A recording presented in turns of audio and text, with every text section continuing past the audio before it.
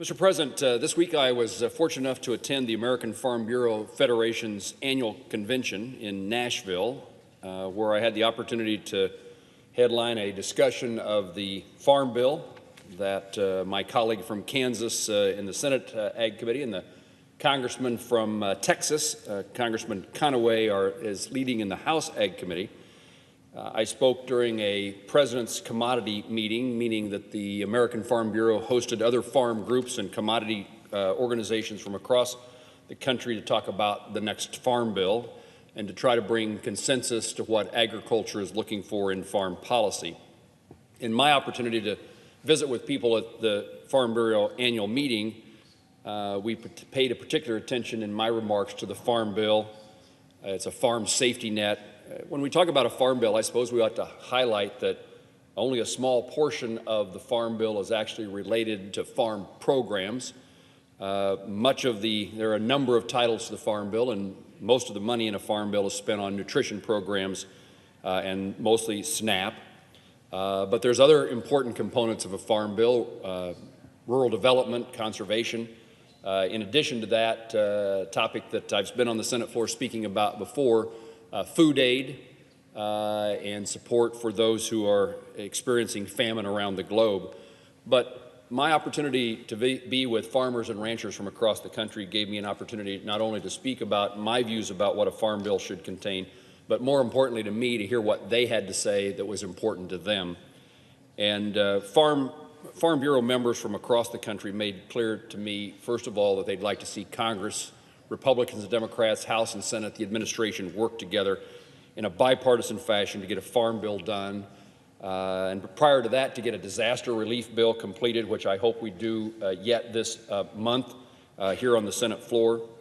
Both the disaster bill, it needs to get to the President's desk as soon as possible, but a farm bill needs to be completed in a timely fashion. The current farm bill under which we're operating expires here in 2018.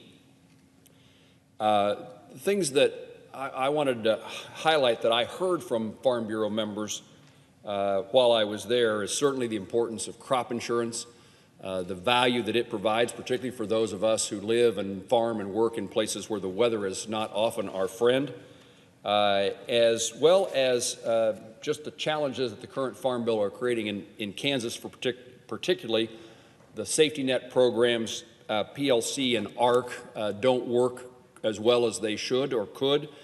Part of that has to do with timeliness. Part is the inability, the difficulty in farmers having to choose between two programs and to predict for a long period the life of the Farm Bill, which makes the most sense to them economically. Whether they're going to have high prices, low prices, good weather, bad weather is a hard thing to know over the life of a Farm Bill.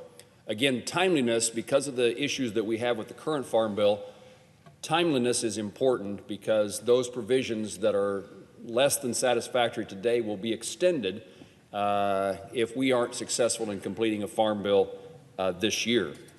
While the topic of conversation was generally revolved around the Farm Bill, I wanted to indicate to my colleagues that so much of what I heard was about trade and particularly about NAFTA. And the reality is that 98, 99% of the mouths to feed are outside the United States. Farmers and ranchers earn their living by feeding a hungry world. Exports matter to us, and there was lots of concern expressed to me and among the farmers and ranchers gathered there about the potential of withdrawal by the United States from NAFTA. And it is important for us to understand, and Kansas is a good example, our largest importer, the place we export the most agriculture commodities to is Mexico. But it's not just about commodities. There are, in addition to the commodities, there's manufacturing jobs related to food and food products. 36,000 jobs generating more than $5.7 billion in economic activity. Approximately 14% of all jobs and 10% of all manufacturing jobs are tied to the food and agricultural sector. So when we talk about trade and exports, we're not just talking about shipping a ton of wheat, a carload of wheat to another country. We're also talking about all the jobs here in the United States, not just in growing commodities, not just in raising cattle, but all the jobs that come from taking those commodities, turning them into food, and exporting the food to other countries as well. I've had this conversation with people within the administration and my colleagues here in the United States Senate. I do believe that the tax bill that we passed will improve the economy, and farmers and lots of other businessmen and women, manufacturers and others will experience greater economic opportunity as a result of the passage of the tax bill. But I would highlight that the tax rates are a lot less important if we don't have income. So if something would happen in which we're not exporting, for example, if there would be a withdrawal from NAFTA, the outcome could be the tax rates become semi-irrelevant because the income levels of farmers and ranchers and those who have jobs in the food sector are significantly diminished. Less income means tax rates don't matter as much as they otherwise would.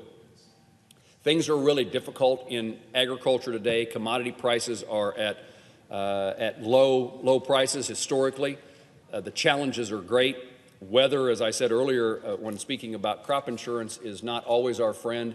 And across Kansas, the plea is for rain or snowfall, moisture. It is dry statewide. And so the challenges that our producers in my state, but really across the country face, low commodity prices and weather challenges are significant. And what that means is we need every market. We need every additional market. We can't afford to lose any market where we sell those commodities. More markets mean higher prices. More demand mean higher prices. And today we need every penny we can gain on a bushel of corn or wheat or soybeans or grain sorghum.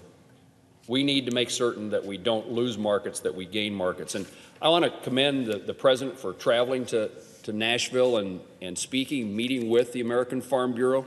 I believe it's been 30-plus years since a president attended a Farm Bureau annual conference, convention. And I know in my own experience, both in the House and the Senate, reporters often ask me to analyze what I heard or didn't hear in a president's State of the Union address. And it's always been my practice to listen to a State of the Union address and hear whether or not a president speaks about agriculture, about farmers, about ranchers, about rural America. And here we had a president who traveled to Nashville and spent time with those farmers and ranchers of America, and I am pleased that the president did so. I would continue to encourage the administration to remain mindful of the role that agricultural trade plays in our economy. I would indicate that withdrawal from NAFTA is a high-risk strategy, a negotiating tactic perhaps, but it is true that we have the highest quality of agriculture products available in the world. But other countries are very interested in taking our markets, and any indication that our markets are not going to continue gives countries like Argentina, Brazil, and others the opportunity to make the case that they will be a stable supplier of the things that we raise here in the United States. They can sell and provide in those countries as well. And so we don't have a corner on the market is my point. And any suggestion that we're not a stable supplier or that the trading relationship is going to diminish or disappear between two countries means that others are eagerly seeking to take those markets away from us. Given the impact on our nation's economy, I urge those conference attendees, those people I visited with at Nashville, to continue to convey to all those policymakers the importance of trade and the importance of trade agreements. I would encourage the administration has a desire to develop bilateral as compared to multilateral trade agreements. I would encourage that those negotiations be ongoing today. We don't have any time to waste when it comes to finding new markets and trading relationships with other countries. Again, I appreciate the President traveling to Nashville and spending time with farmers and ranchers, and I appreciate the agenda that he outlined in regard to regulatory relief, as well as the issue of broadband, which the President spent a significant amount of time on, providing technology to a part of the country that has, in many instances, it lacking or woefully inadequate. But the bottom line is that rural America needs income. We can do lots of things to improve the quality of life in rural America, but in the absence of farmer success, in the absence of a farmer and rancher earning a living, the ability to our children or others to come back to the farm, the ability to retain our young people in our community to work on a farm diminishes greatly. One of the questions I received was from a young lady studying in Texas, and her question was, what are you doing to make certain that young people have a chance to be farmers? And while my answer was less than perfect, it's a hard one to answer. It's an important question. The reality is that the chances of young people having the opportunity in agriculture to earn a living is totally dependent upon the economic success of those individuals in agriculture today and what the future holds. We can find a few programs that might encourage young people to be able to enter agriculture as a profession, as a career, but the reality is it will only work when they are earning a good living.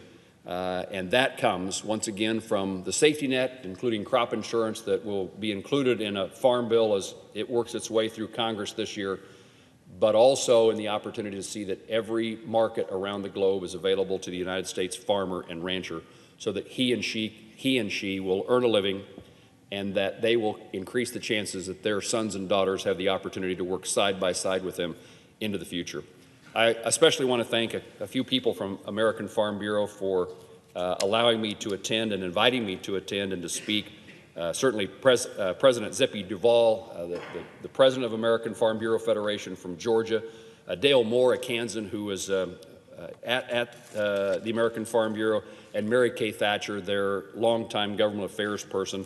Again, all of those individuals at Farm Bureau do their job so well, but I especially want to acknowledge the friendship and support of those three individuals. I'm reminded that no matter where you go, farmers and ranchers have a lot in common. And in addition to their economic importance to communities across Kansas and around rural America, it is farmers and ranchers that still today provide a sense of what's right in America, an understanding of right and wrong, an understanding of the value of life, integrity, character, values, and it's something that's important not just to rural America, but to our entire United States of America. So thank you to the farmers who visited with me. Thank you for the farmers who gave me the opportunity to speak to them, and they're listening to me. And please know that I'm happy and will continue to roll up my sleeves to work with my colleagues, Republicans and Democrats, the senator from Kansas, the chairman of the Ag Committee, the senator from Michigan, the ranking member, Senator Stabenow. Let's get a good farm bill done. Let's get it done on time. And let's all work together to make sure that economic opportunity is alive and well and that trade flourishes between the United States and the rest of the world. Mr. President, I yield the floor.